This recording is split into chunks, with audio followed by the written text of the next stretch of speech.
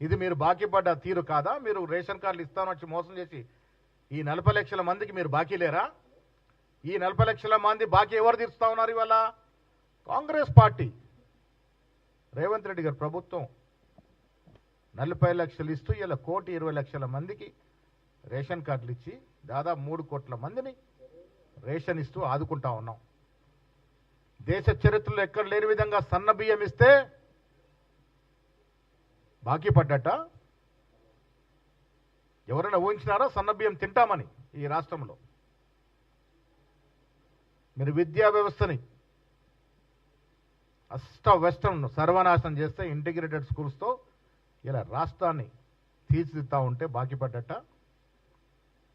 Skill university, ఏ university, Mucherla 4 city, metro line, రోడ్ల నిర్మాణం, ఇవన్నీ చేస్తూ ఉంటే ఎవరికి బాకీ ఉన్నట్టు ఇవల్ల? ఏ ముఖం పెట్టుకొని బాకీ పాటలు మోస్తూ ఉన్నారు? ప్రజలు తిరగబడతారు, జాగ్రత్త. ఇలా ఎరువుల పేరిట కేంద్ర ప్రభుత్వం మోసం చేస్తూ ఉంది. బీఆర్ఎస్తో లోపాయకర ఒప్పందంలో వచ్చి సకాలంలో ఎరువులు ఇవ్వక కాంగ్రెస్ పార్టీని బద్నాం చేయాలన్న కుట్రలో భాగంగా కేంద్ర ప్రభుత్వం ఎరువులు ఆపింది. ఇది వాస్తవం కాదా? 10 ఏళ్లు మీరు కలిసి సంసారం చేశారు. కేంద్రంలో జరిగిన ప్రతి బిల్లులో ఓటేశారు. ఇవాళ కూడా మీరు కలిసే ఉన్నారు. కలిసి ఉన్నారు కాబట్టే కాంగ్రెస్ మీద కుట్రపూరితంగా వ్యవహరిస్తూ ఉన్నారు. ఇబ్బడి ముబ్బడిగా అప్పులు తెచ్చి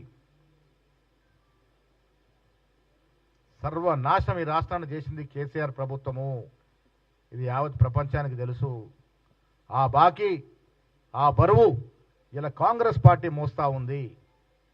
మేము చేయని అప్పుకి మేము ఇన్స్టాల్మెంటు ఇంట్రెస్ట్ రూపాయన 6,500 కోట్లు ప్రతి నెల కడతా ఉన్నాము.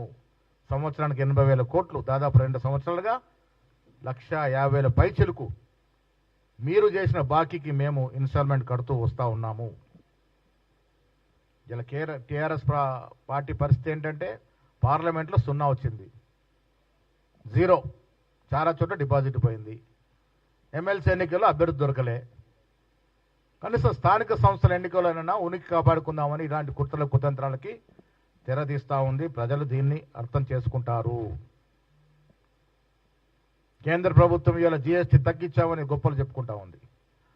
అరే, ఇన్నేళ్ళు జీఎస్టీ పెంచి సంవత్సరాలుగా దేశ ప్రజల్ని దోచుకొని జీఎస్టీ పేరిట 1,000 కోట్లు సంపాదించి ఇలా జీఎస్టీ తగ్గిస్తే ఎవరికి నష్టమైతా ఉంది? అది జీఎస్టీ తగ్గింపు వల్ల 7,000 కోట్లు తెలంగాణకి సంవత్సరానికి నష్టమవుతా ఉంది.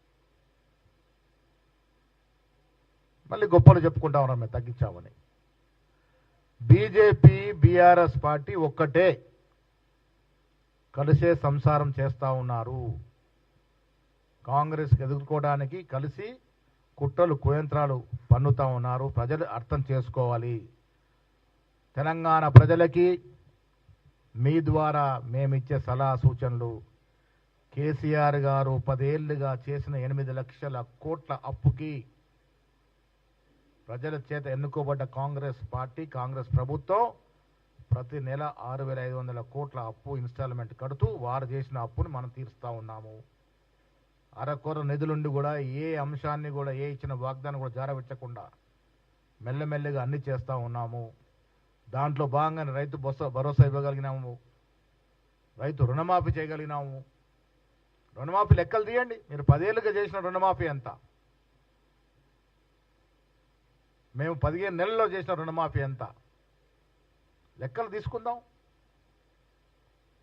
ఎప్పుడైనా వరికి బోనస్ ఇచ్చిన పాపాన పోయినారా మీరు?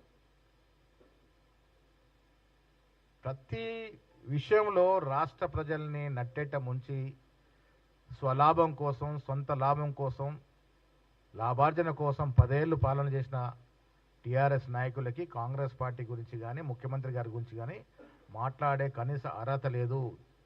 ఇలా ప్రజల చేరువలో కాంగ్రెస్ పార్టీ ఉంది. వచ్చే స్థానిక సంస్థల ఎన్నికల్లో మెజారిటీ 80% సీట్లు పైన గెలుచుకుంటాము. జూబ్లీ హిల్స్ ఎలక్షన్లో కూడా ఎమ్మెల్యే గెలుచుకొని తీరుతాము. ప్రజలు మా వైపు చూస్తూ ఉన్నారు. మేమిస్తున్న సంక్షేమం, మేమిస్తున్న ఇందిరమ్మ ఇల్లు, మేమిచ్చిన రేషన్ కార్డులు, మేమిస్తున్న ఉచిత మహిళా బస్సు ప్రయాణ సౌకర్యం, ఇవన్నీ కూడా కాంగ్రెస్ పార్టీ కౌచాల్లాగా పనిచేస్తవి. వచ్చే ఎన్నికల్లో స్థానిక సంస్థల్లో కానీ, జూబ్లీ సెలక్షన్ కానీ అన్నీ కూడా మంచి మెజారిటీతో గెలుచుకొని తీరుతాం. ఇంకా ప్రజలకి చేరువై